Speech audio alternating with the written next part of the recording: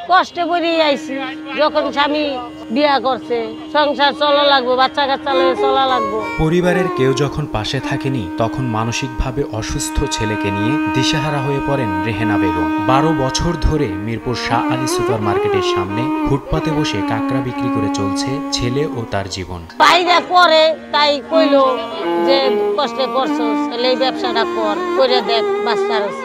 3টায় জনে বসি, রাত 11টা বন্ধুরি থাকি, বেশি আছে মাপ দিতে আছে। আর একটা দিমু বেসে হইলো তোমার হাইকোর্টের বুকলে, তারপরে 10 নম্বর, তারপরে বৌদ্ধমন্ত্রী, আমি বেশি মিরপুর 1 নাম্বার। ভাই ব্যবসা করে, ভাইয়ের ব্যবসায় হাত দিলাম, দিয়ে হলে ব্যবসা করতেছি আজ 10-12 বছর।